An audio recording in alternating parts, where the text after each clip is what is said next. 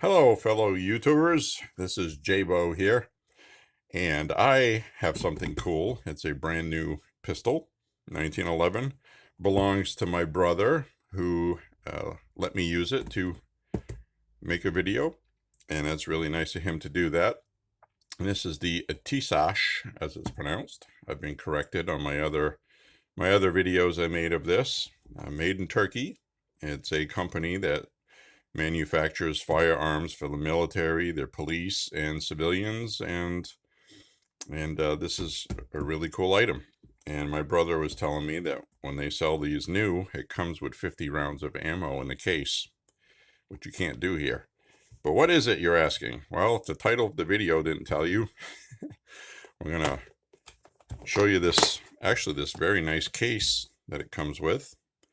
And the case that came with my Tisas 1911 A1 in 45 ACP, the OD green one. I don't know if it was the Series 1, but the case was not as nice as this one. This is a very, very nice case. I had more kind of a generic one, and it didn't come with as much goodies as this one comes with. So let's open this up. And it's got these cool flip-up latches, which are very good quality. I mean, look at that. So I've been really impressed with this company, and that's why I'm taking my time in this video, so you get to see everything. We are going to take it apart. This pistol has not been taken apart yet. He got this, picked it up. We went and shot it one day, and it was flawless. Everything was perfect. So my brother likes these wood grips. These are the factory ones. Looks good either way, to be honest. But he has a 38 Super, and he has the grips on that. And that one, 1911, looks so similar to this one that he confused the two. And you can actually load that same round in these magazines and put it in the wrong. It actually fits both of them. The magazines do for some reason. But anyway, this is comes with the safety lock. I'm showing this because if you live in one of those communist states where they force you to use stuff like this, or if you feel more comfortable locking this up when you're not using it, this is what you get. It's not metal, it's plastic, polymer. And so is the lock. There's no metal in here at all. So that's different. The first time I see that. Then we have the chamber flag that comes with it. The grips, obviously, which would be installed on the pistola.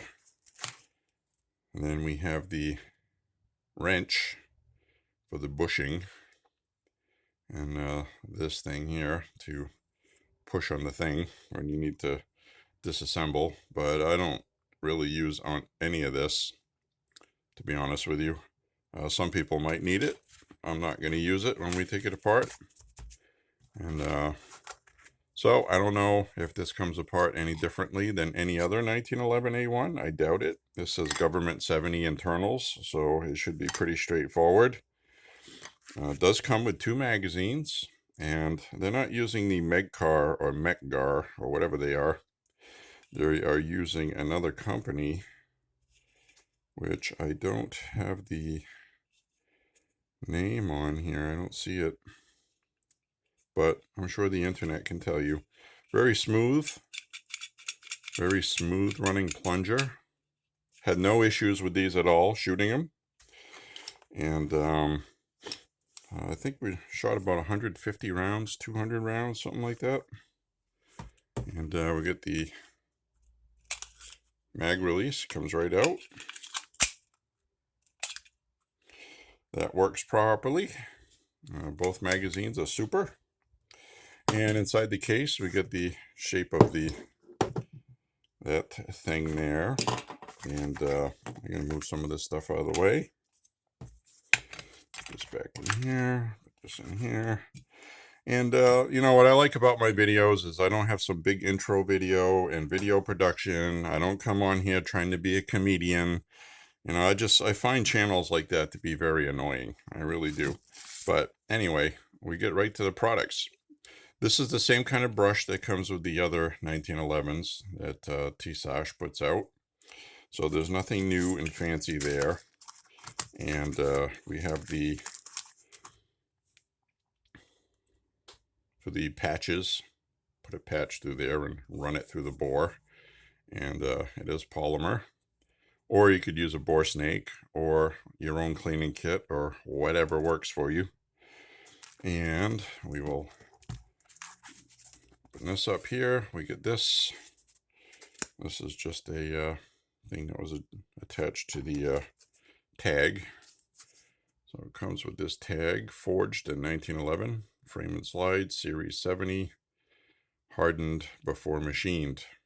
So that's good. And I can tell you, quite honestly, from the 1911 A1 I have, that I have quite a few thousand rounds through, which I also have videos on here in my channel for, which is the 45 ACP.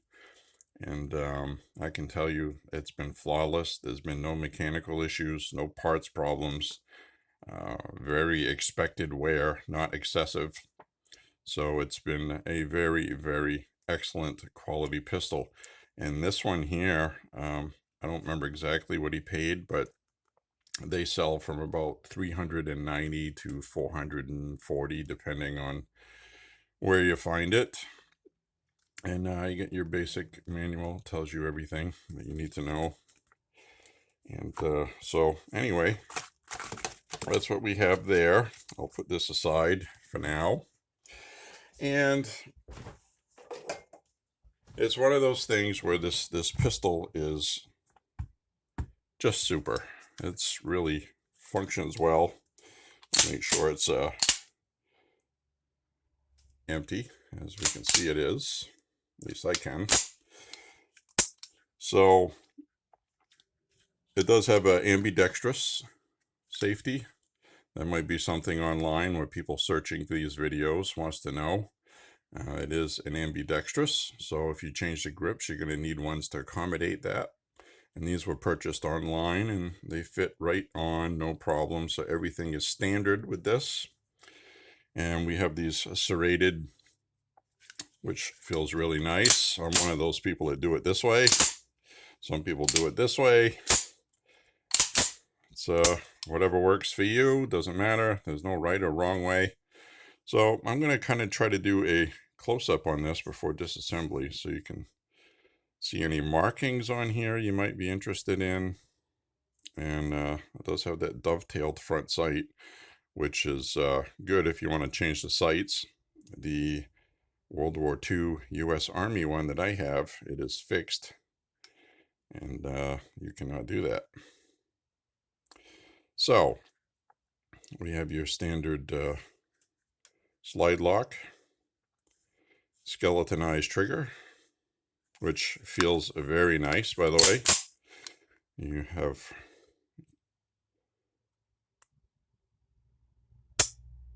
let's get that nice part where you start feeling it,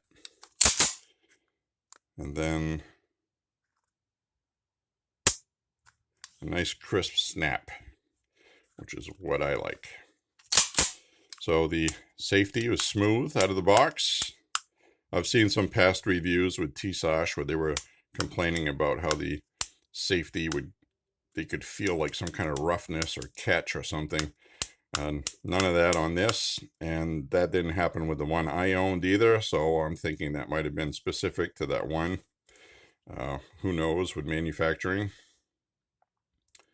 And then we have the Novak sights, and hopefully you can see the front sight through there so you can get an idea of how much play you have, if you're a fan of that or not, or if you'd want to change the front sights. So just letting you know that. So we have the basic dovetail here for the rear sight,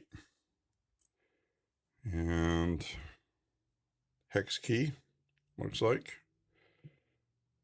I don't want to say it's a hex key, then it turns out to be a Torx, and I can't really tell, but maybe after it's uploaded.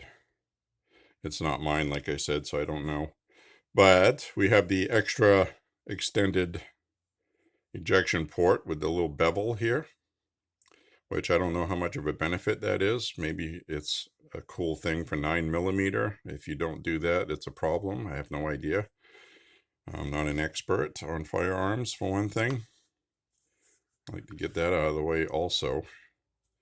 So that looks nice right here. I like that. It feels nice. And this isn't too far recessed, where some people have an issue where if this isn't recessed enough, that they don't put enough pressure on it.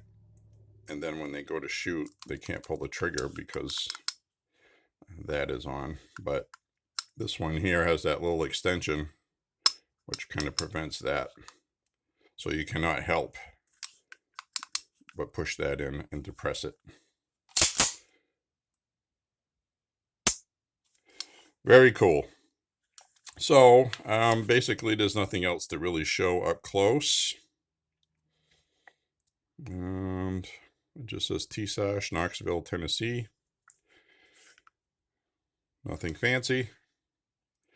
And it does have the extended mags, which is, nice because it's 10 rounds. So if you're wondering, it holds 10 rounds. And looks nice. So anyway, we will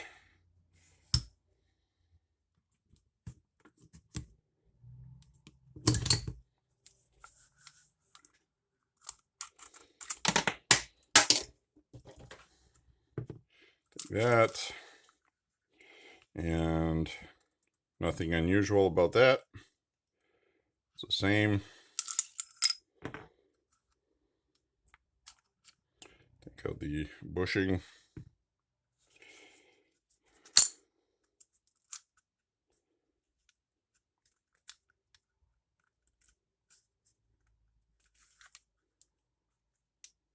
Ah, now I know why they included that. That is different.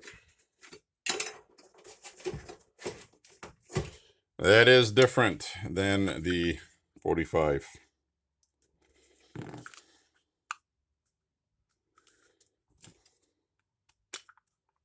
See that? So it's a little smaller, and with a 45 ACP, you can push that in with your finger and pull that out. And this one, I pushed on it, and it would not go in enough to do that. So if you were curious about that, now you know. But the slide stop is the same. It just doesn't go as far through to push through with your fingers. So they do give you a tool for that. That's why it's rounded on the end to accommodate that. Well, isn't that special? Learn something new every day.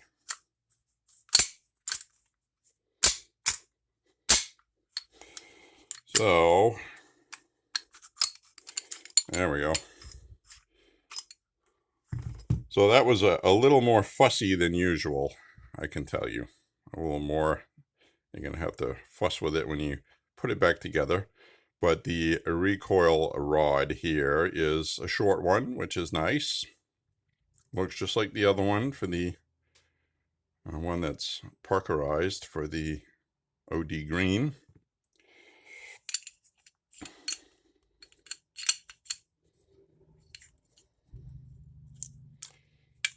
There we go. So we got a nice, very nice barrel. Look at that. This one's a little dirty from being fired. See that? I love getting dirty from firearms. I like being dirty. So we got your standard, nothing really different, except a little different size. It's not as big and bulky as the 45 ACP apparatus. So that is a little different than the 45. So if you're ever wondering what's different between the 9mm and the 45 1911, I've never disassembled the 9mm. It's the first time. So, very nice looking rifling down there. And let's check inside and check for the machining. Everything looks, wow, that's really smooth. These are made well. I mean, that is just awesome. That is fantastic. And I don't see, yeah, government 70. I do not see the spring safety in here, the slide safety. So, or for the hammer and firing pin safety, I should say. So theoretically, that means if you hit the hammer, that should be able to fire. So you might want to be careful of that if you have this in your holster and you're unloading a truck and a 2x4 and you're loaded with the hammer resting on the firing pin. 2x4 lands on it, fires the pistol, and you shoot yourself in the foot. So this is one of those you might want to be careful with. If you know anything different about that, let me know. But I do know that my other 1911s, the newer modern ones, have this spring-loaded kind of safety thing you can push down on. And a lot of the new polymer grip pistols also have that too. I mean, with the lower. So, I mean, look at it. Look at how well that's machined. I don't see any machine marks. I'll clean the grit and oil out of there so you can see. Nice and smooth. Look at that. That is just awesome. I am really impressed with that. I mean, how can you not be? So, very nice, crisp. Look at that trigger pull. This shot really nice, accurate out of the box, and you can see that the windage was adjusted at the factory.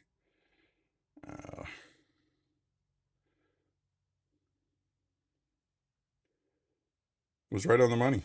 It's sitting a little over more towards the left, but the height was good. Everything was perfect. And again, you can change the front sight and the rear sight if you don't like them. Maybe you put some high vis stuff, fiber optic, glowy stuff, night. Get some night ones maybe. But that is really nice. So anyway, I guess this is going to conclude everything. If you have any questions, I'll try to find anything out for you, excuse me. And let's get that nice duty with a bird on it. I'm assuming it's an eagle. My eyes, yep, that's what it is. Eagle or a hawk. So anyway, I guess that concludes that. There's nothing different or fancy. Everything works like it's supposed to. The mag well is slightly beveled. And again, you have the extended magazine for 10 rounds. This grip part right here is smooth. And I like this nice little bevel right here. Your finger sits right in here like this. See that? That feels really good. I like that.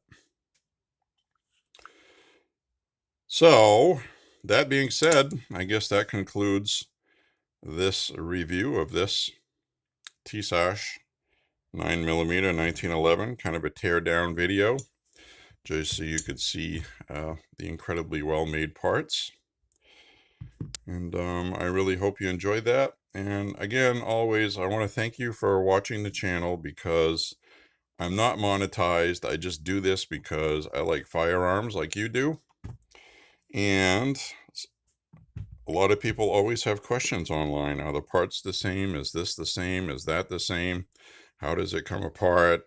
or you might be new to firearms, never taken a 1911 apart before. But basically, this disassembly will apply to pretty much 90% of the, well, probably 70% of the 1911s on the market now. Some of them, like my Auto Ordnance stainless steel 45 ACP, you need a little bit of a tool to release the bushing on the front. But the recoil spring, I don't know what the pound weight is on this. I don't know all the technical aspects of that, but I'm sure it's searchable. And I can tell you from my other Tisas one that the recoil spring has a few thousand rounds on it, and it's not deforming yet or weakening.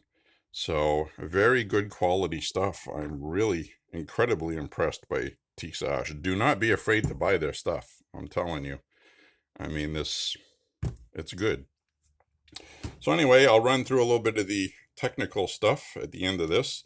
The item number is 1911 D-B9, 1911 semi-auto pistol, 9mm Luger. It says 9-round magazine, but we get 10 in it. So on the magazine itself, it says 10 right there.